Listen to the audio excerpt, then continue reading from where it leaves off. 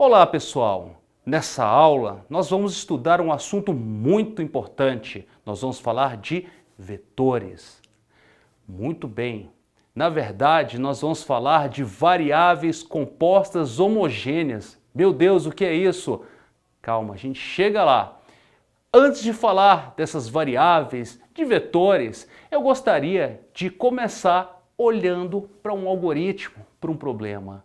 Vamos lá. Como é que será que a gente pode resolver o seguinte problema? Eu quero calcular a média de 10 alunos de uma disciplina. E aonde esses alunos eles vão ter nota entre 0 e 10.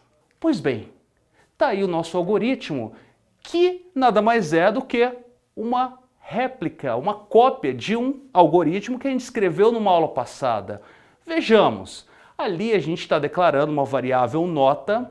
A gente tem a soma das notas e a média das notas, 3 variáveis do tipo real. Nós temos uma variável chamada contador, porque nós vamos utilizar uma repetição do tipo para. São 10 alunos, lembram-se do para? Então eu vou colocar lá, para contador de 1 até 10, são 10 alunos que eu estou lendo. Passo 1, aumentando o contador de 1 em 1, faça, leia a nota. E, na medida que eu vou lendo a nota, o que eu faço?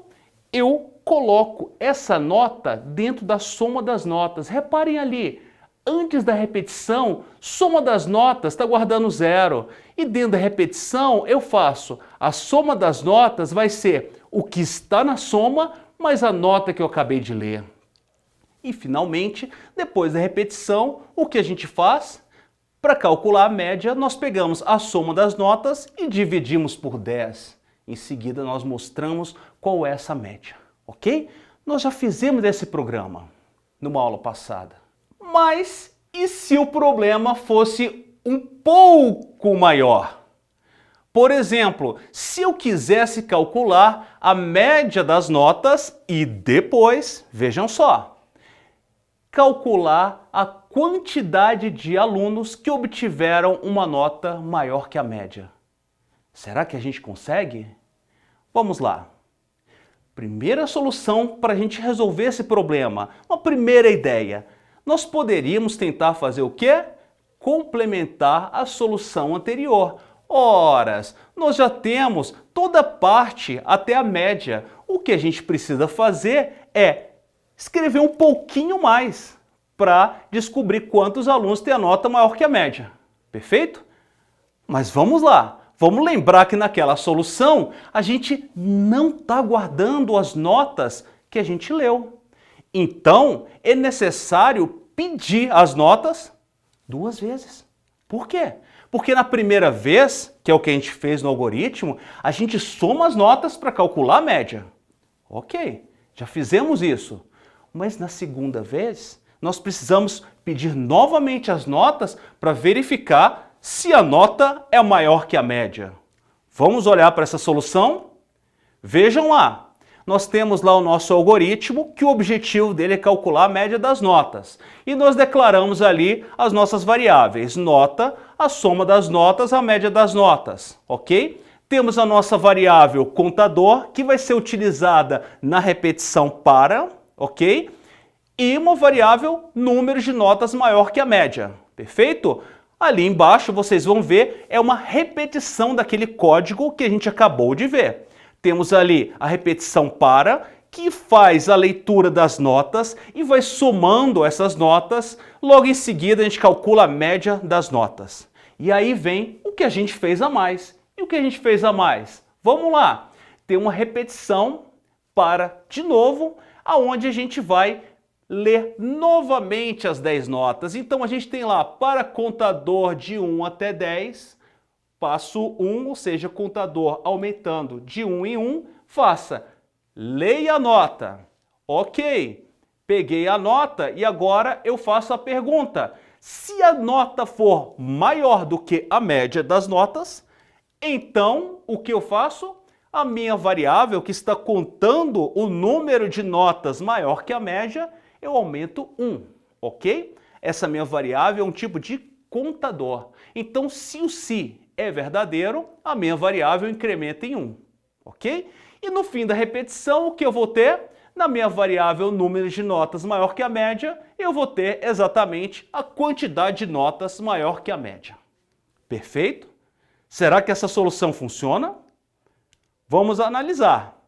Olha lá, na nossa primeira solução, que é essa que a gente apresentou, nós não guardamos as notas lidas. Então, nós precisamos pedir essas notas duas vezes. Na primeira vez, nós somamos a nota para calcular a média. Perfeito. E na segunda vez que nós pedimos as notas, nós verificamos se aquela nota lida é maior que a média. Tudo bem. A gente pode olhar para esse algoritmo e dizer, ele funciona. Só tem um problema. Se a pessoa que está rodando o programa não fornecer as mesmas notas nas duas operações de leitura, o que vai acontecer?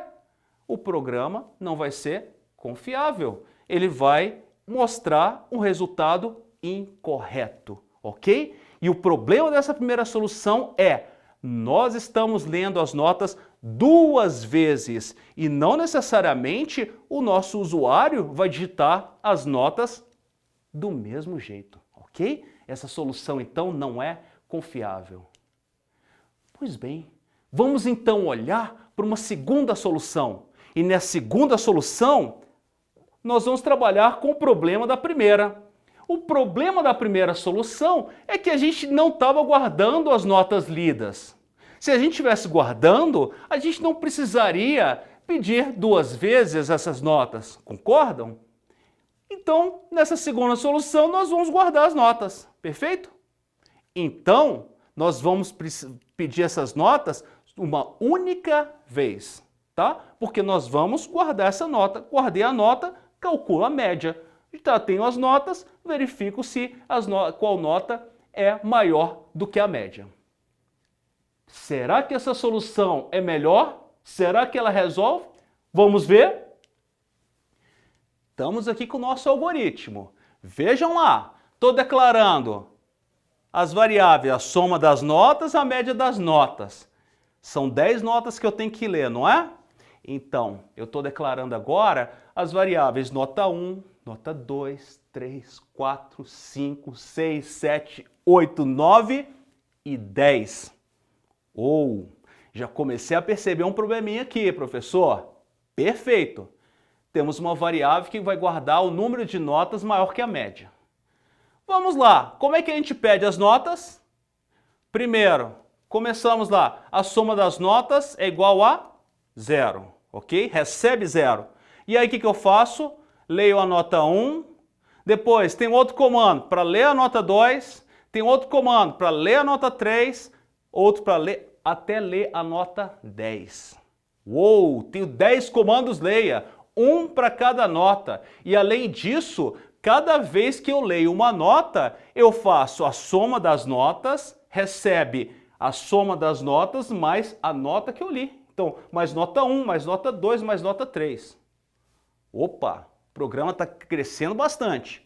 Vamos continuar. Como é que é a soma das notas? Ora, eu somo nota 1 mais nota 2 mais nota 3 até nota 10, ok? E para calcular a média, eu pego essa soma e divido por 10.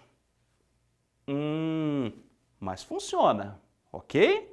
Vamos lá. E para verificar quantos alunos têm a nota maior que a média, o que eu faço?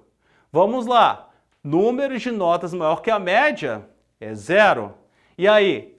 Eu tenho que fazer um se para cada nota. Então eu tenho que perguntar, se a nota 1 for maior do que a média, então, número de notas maior que a média, eu incremento em 1. Se a nota 2 for maior do que a média, então, número de notas maior que a média, incrementa em 1. E eu tenho que fazer isso para cada uma das notas. Nota 1, nota 2, nota 3, até nota 10. O código cresceu bastante. E aí lá no final, eu mostro o número de notas maior que a média. Reparem, o programa ficou tão grande que eu nem consegui colocar ali o comentário dizendo o que faz o algoritmo, senão não caberia na minha tela. E olha que eu ainda coloquei em alguns pontos 3 pontinhos ali para dizer, olha, leia a nota 2, né? E continua fazendo isso, né? Para ler várias notas. Reparem que eu até omiti pedaços do código para conseguir caber aí nos nossos slides. Então vamos analisar a segunda solução. Na segunda solução, nós guardamos as notas lidas em variáveis. Nós só precisamos pedir as notas uma única vez. Ok, acabei com o problema de pedir as notas 2 vezes. Mas tem um problema. Para conseguir guardar as notas, eu precisei declarar 10 variáveis. E o problema maior aí que eu vejo é que, como são 10 variáveis diferentes, nós não podemos mais usar uma repetição para ler as notas. Ou seja, eu tenho que ter 10 comandos leia, eu tenho que ter 10 comandos se para verificar se é maior do que a média. Perfeito? E aí, imaginem essa solução se eu tivesse 50 alunos. Se eu tivesse 50 alunos, se eu quisesse ler 50 notas, eu ia precisar de 50 variáveis. Meu Deus! Então pensem que a gente teria 50 comandos leia, 50 comandos se. Muito bem, a conclusão a que a gente chega é que essa solução, ela resolve o problema, ok? Funciona, só que ela não reflete uma boa prática de programação. Será que existe aí uma solução melhor? Muito bem. A resposta para essa pergunta é: vamos ver um outro recurso da linguagem que possa nos ajudar. E esse recurso são as variáveis compostas homogêneas. O que são essas variáveis? Nós aprendemos que uma variável, ela armazena, ela guarda um valor. Lembram disso? Perfeito, vamos estender essa ideia. Vamos pensar agora em uma variável que possa armazenar não um, mas vários valores, ok? Uma única variável armazenando vários valores. E vamos imaginar que todos esses valores ele tem o mesmo tipo de dados, pode ser inteiro, real, ok? Tudo bem, e como que eu vou diferenciar um valor do outro? Ora, eu vou identificar, referenciar esses valores pela posição nesse conjunto. Vamos chamar essa posição de índice, ok? Vamos dar como exemplo a nossa variável notas. Se a nossa variável notas, ela pudesse armazenar, por exemplo, 10 valores, vocês teriam uma coisa como essa que vocês estão observando aí na tela, ok? 10 valores, esses valores correspondem aos valores armazenados na minha variável notas. E reparem, eu tenho um valor que eu posso dizer que ele está armazenado na posição 0, tem um valor na posição 1, 2, 3, 4, até a posição 9. Importante, pessoal, o primeiro valor, ele não está na posição 1, ele está na posição 0. Então, se a minha variável armazena 10 valores, ok? As posições aonde estão armazenados os valores são de 0 a 9, ok? Vamos agora, então, dar uma olhada no conceito, nesse nome, variáveis compostas homogêneas unidimensionais. Meu Deus, o que é isso? Vamos ver. Variável, nós sabemos que é uma caixinha que a gente usa para armazenar um valor. Mas se a gente diz que uma variável é composta, nós estamos dizendo que ela armazena vários valores, ok? Composto, vários valores. Homogênea quer dizer que todos os valores eles têm o mesmo tipo de dados. Por exemplo, pode ser inteiro, pode ser real, ok? E unidimensional significa que a posição de um valor ela vai ser dada por um único índice, uma posição no conjunto. Espera aí, vamos olhar outros tipos de variáveis compostas para ficar mais claro a questão da unidimensional.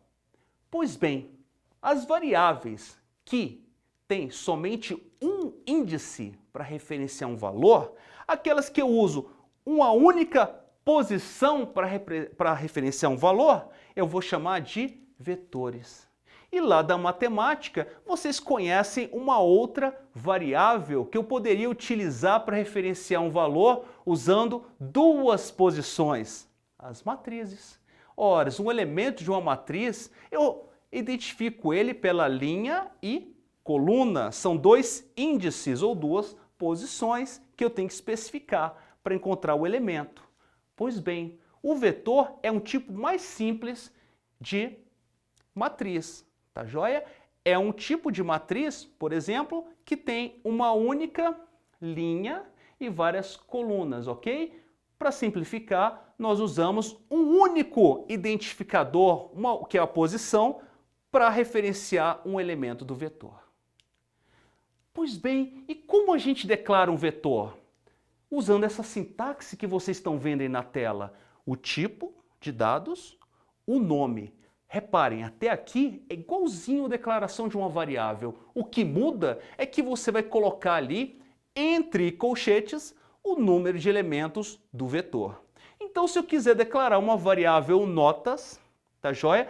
Como uma variável, um vetor do tipo real, que guarda 10 elementos do tipo real, ora, eu escrevo real notas, como se eu estivesse declarando uma variável do tipo real, e coloco entre colchetes 10 para dizer que ali eu vou armazenar 10 valores, certo? E como eu referencio um elemento do vetor? É simples também. Eu uso o nome da minha variável, ou vetor, tá? E entre colchetes eu especifico a posição. Como, por exemplo, notas colchete 3, eu estou me referindo ao quarto elemento do vetor. Para o nosso exemplo de notas, vamos lá. Como é que eu declararia a minha variável notas contendo 10 elementos? Real notas entre colchetes 10.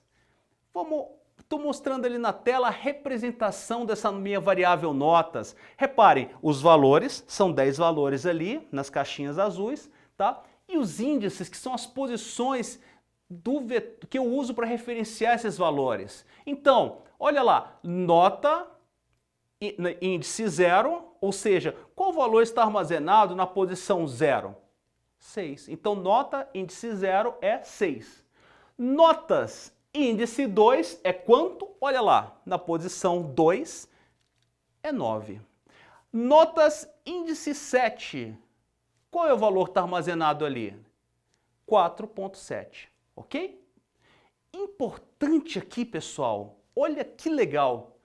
Nós podemos, reparem que os valores a gente referencia pela posição. E como estamos referenciando pela posição, a gente pode, e geralmente usa-se um comando para referenciar cada elemento do vetor. Reparem, o índice do meu vetor varia de 0 a 9. Então, se eu escrever um para, dizendo que esse índice varia de 0 a 9, eu consigo referenciar dentro de um loop, dentro de uma repetição, todos os elementos do vetor. Vamos então escrever um programa? Ok, nosso primeiro programa é: eu quero declarar e preencher todas as posições de um vetor. Esse vetor vai ter o tamanho 7, ok? E eu quero guardar o valor 2 nessas posições. E depois eu quero mostrar os elementos desse vetor, ok? A nossa abordagem então vai ser: eu primeiro vou declarar um vetor, e nesse vetor eu vou dizer que ele pode armazenar 7 valores, ok? Segundo passo, eu vou guardar o valor 2 em cada posição do vetor. E terceiro passo, eu vou imprimir os elementos do vetor. Vamos lá?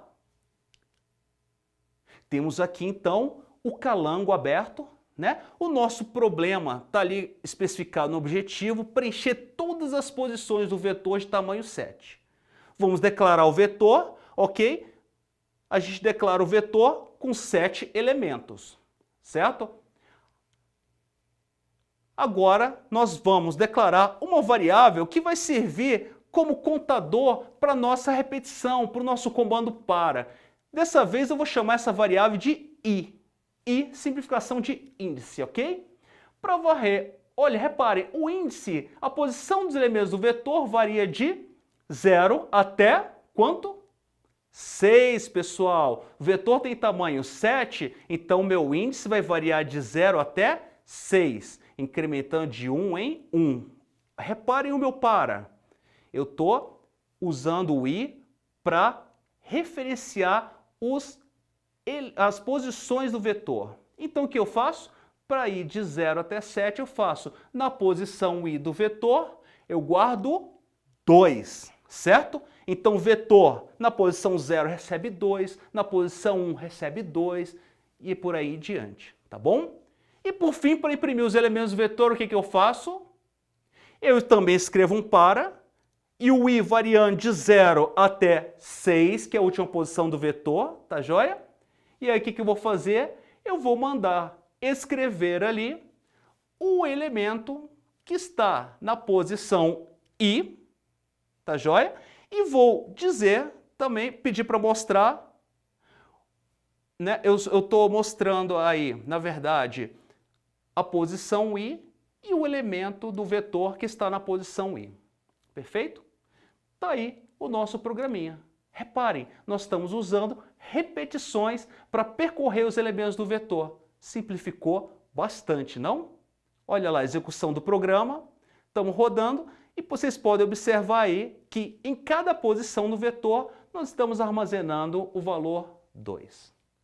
Muito bem, está aqui o nosso algoritmo, né, sendo mostrado no slide, e eu gostaria de chamar a atenção para vocês para a estrutura de repetição. Reparem, eu consegui declarar uma variável para armazenar 10 valores e essa minha variável eu consegui solicitar os valores para ela usando o comando para, uma repetição. E também consegui mostrar todos os valores armazenados nela usando para. Se o meu vetor tivesse 50 elementos, ora, eu só tinha que mudar ali o intervalo de indexação do meu para. E o código seria igualzinho a esse aí. Muito bem, vamos executar passo a passo esse programa para entender melhor? Vamos lá. Estamos aqui com o algoritmo pronto, ok? E vamos agora iniciar a execução passo a passo para ver o que está acontecendo, que valores estão armazenados dentro de cada uma das variáveis. Vamos lá! Iniciando o nosso programa, o nosso algoritmo. A gente clica lá no botão de executar, ok? Primeira linha, ele diz, olha, estou declarando uma variável vetor que tem o tipo inteiro e 7 elementos. Reparem lá no cantinho direito, declarou a variável, declarou uma variável i. Vejam, o que tem dentro do vetor não tem nada, porque nós não lemos nada, ok? Agora i vale 0, estou lendo o elemento que está na posição 0. Então, olha lá, reparem, na posição 0 do vetor, guardou-se 2. Agora i vale 1, então o vetor índice 1 recebeu 2. No passo seguinte da repetição, o i vale 3, e aí, reparem, vetor na posição 3 passa a guardar 2.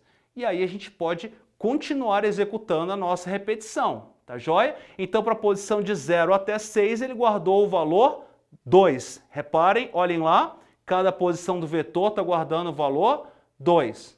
Nós agora vamos para uma repetição, onde vai mostrar cada elemento. Então, i valendo 0, ele mostra vetor índice 0. I valendo 1, mostra vetor índice 1.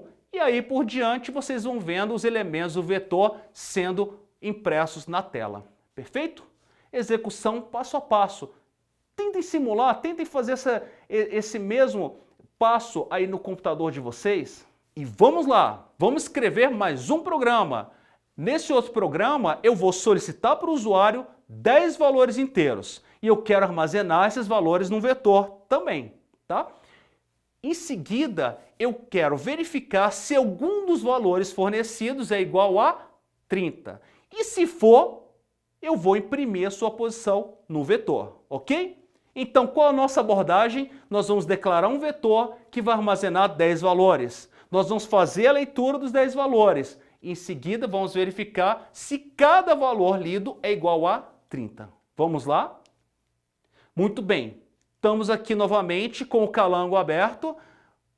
Vamos agora escrever, declarar as nossas variáveis. Primeiro vou declarar a minha variável vetor para armazenar 10 elementos, ok? Então eu escrevo vetor entre colchetes 10. Vou declarar uma outra variável i, que vai ser o quê?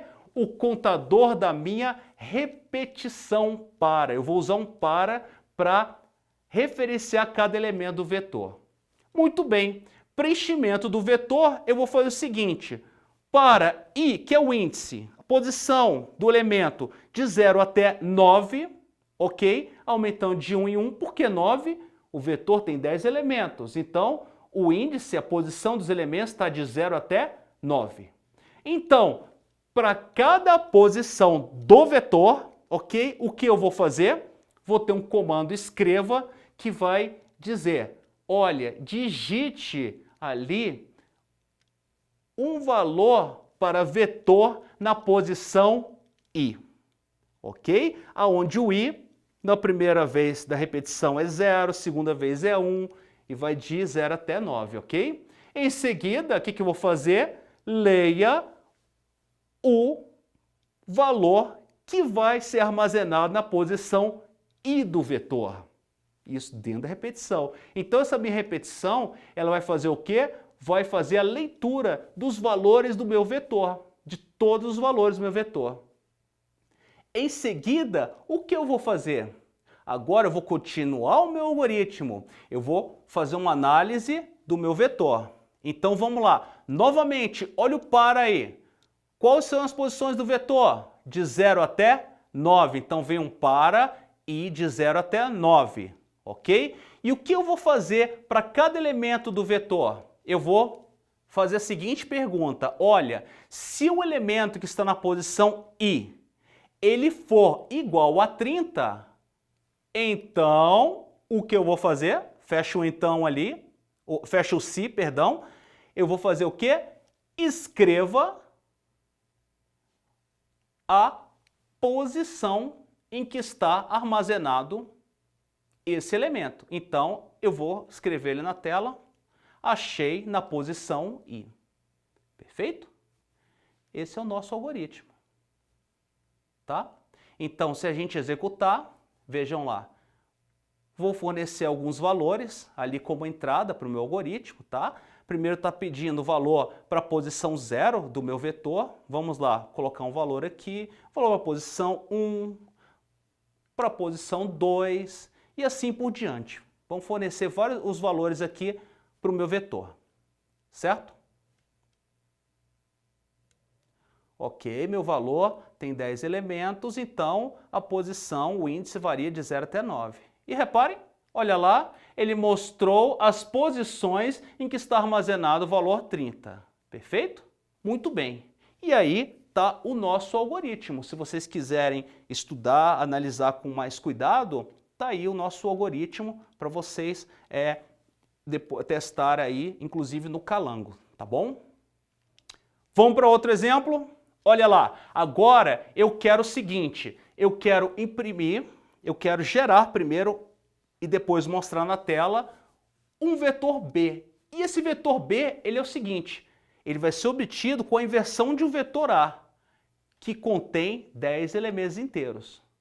Tá joia? E os valores de A têm que ser fornecidos ali durante a execução do programa. Como assim? Vamos lá, mais ou menos assim. Se eu tenho o vetor A armazenando 1, 2, 3, 4, 5, 6, 7, 8, 9, 10, o meu vetor B, ele vai ser gerado de tal maneira que ele vai guardar 10, 9, 8, 7, 6. Reparem, é o inverso do vetor A, tá?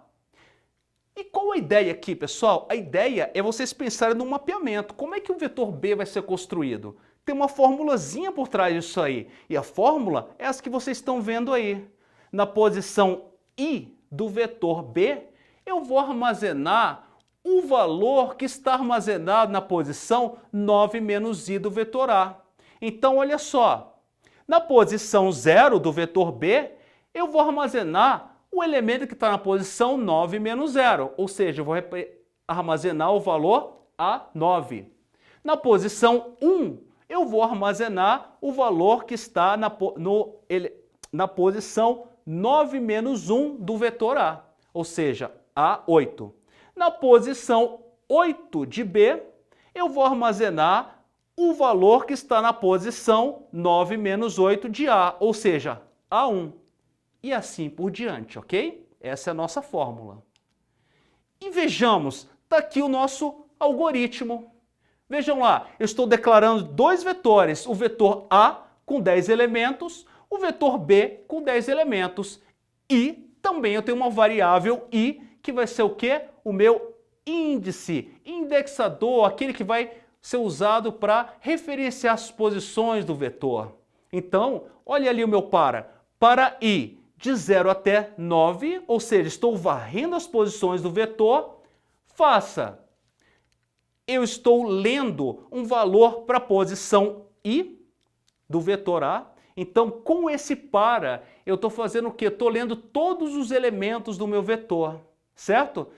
Depois que eu sair desse para, eu já tenho o meu vetor A carregado. Então, o que eu faço? Agora eu vou construir o meu vetor B, né? E o meu vetor B, reparem, para povoar, colocar os valores nele, eu vou novamente usar um para, tá joia?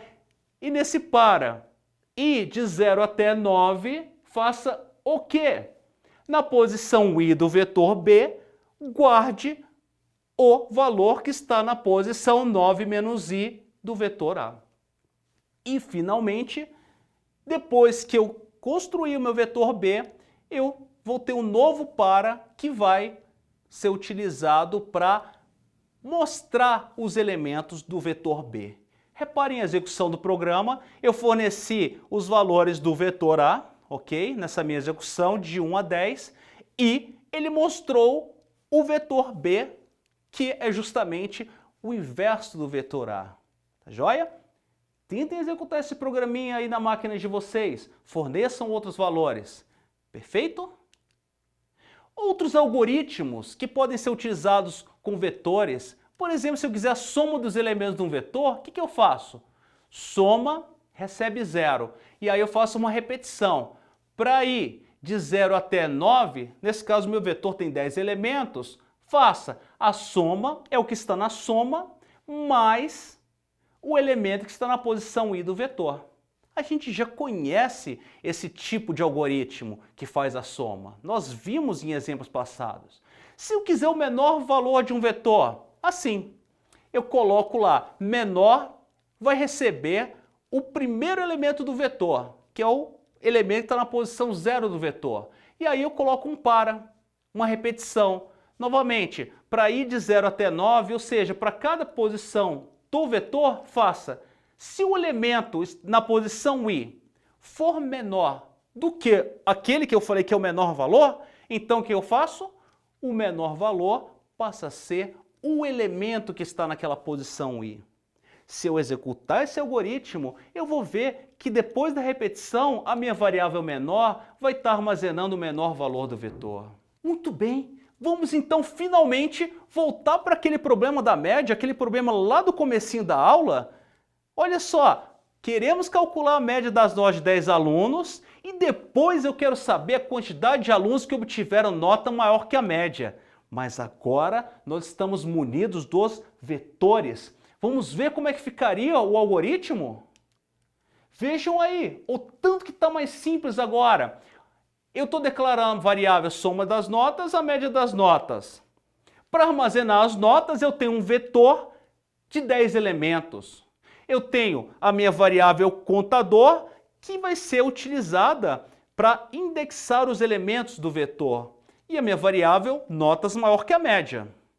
Vejam lá, eu tenho um para, ok? Contador de 1 até 10, eu estou lendo 10 notas. Leia notas, índice contador menos 1. Professor, o que é esse contador menos 1? Reparem, contador, eu não estou variando de 1 até 10, mas o índice, a posição do vetor, ela varia de 0 a 9, ok? Então, quando o contador for 1, eu estou lendo o elemento que vai ser, o valor que vai ser armazenado na posição 0. Então, repare, eu tenho que sempre tirar 1 de contador para armazenar o valor na posição correta do vetor, ok? Feito isso, o que eu faço? Eu guardo na soma das notas a nota que foi lida. Calculo a média e ali, posteriormente, para calcular a quantidade de notas maior que a média, o que eu faço? Um outro para... São 10 notas, então, para contador de 1 até 10, faça. Se a nota na posição contador menos 1, ou seja, se a nota do vetor naquela posição for maior do que a média, então o que eu faço? Aumento em 1 a contagem de notas maior que a média. E no final nós temos aí a quantidade de notas maior que a média. Pessoal, esse algoritmo funciona e é uma solução eficiente para esse nosso problema, ok? Vamos agora olhar um último assunto, tá, pessoal? Para encerrar nossa aula. Uma variável do tipo texto no Calango, na verdade, ela denota um vetor de caracteres. Opa! Um texto, na verdade, é um vetor, um conjunto de caracteres. E olha só que interessante, cada caractere desse texto você pode referenciar individualmente. Só que aqui, diferente dos vetores, você não usa aquela mesma notação de vetores, tá? Você tem que usar a função caractere texto, tá? Outra coisa importante, você não compara dois textos com igual. Isso não funciona, você tem que usar a função comparatexto. Vejam aí, se você escrever ali, por exemplo, frase é igual a cadeia, né? O texto, teste, ora, isso aí é incorreto, não vai funcionar, tá? Você tem que, se você quiser fazer essa comparação, você tem que escrever assim, se compara texto, aí você passa para comparar texto, entre parênteses, os dois valores que você quer comparar, a variável frase e o texto, ok? E você tem outras funções para lidar com o texto, como tamanho texto, maiúsculo, minúsculo, tá? Apertem F1 aí no Calango e dá uma consultada nessas funções que você pode utilizar com variáveis texto. Eu coloquei aqui um pequeno exemplinho que mostra algumas dessas funções.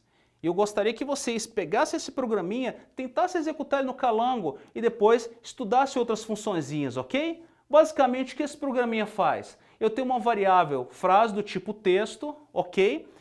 Eu tenho um comando ali, leia, para ler um valor para essa frase, ok? E reparem, eu tenho uma repetição aí do tipo para, que eu vou utilizar para mostrar cada um dos caracteres do meu texto. Então, o meu para, no caso, ele vai de 0, que é a posição do primeiro caractere, até tamanho do texto, e aí eu passo para a minha função tamanho do texto, a frase menos 1. É o tamanho do meu texto menos 1, ok? Essa é a posição do último caractere.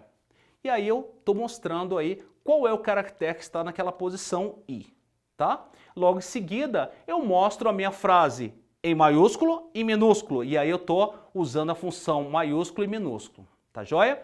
Reparem aí, no nosso slide, o resultado da execução desse nosso programa. Eu entrei uma frase, adoro algoritmos, e reparem, ele mostrou lá, ó, na posição 0 nós temos A, na posição 1 da frase nós temos D, vai assim por diante, ok? Até a posição 16, onde nós temos o sinal de exclamação, o último caractere da frase, e nós temos ali a frase em maiúsculo e minúsculo.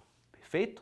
Muito bem. Com isso, nós encerramos a nossa quarta e última aula. Espero que vocês tenham aprendido bastante, tá? Continuem programando, escrevam programas. Lembrem-se, o segredo da programação é a repetição, ok? Muito obrigado e bons estudos!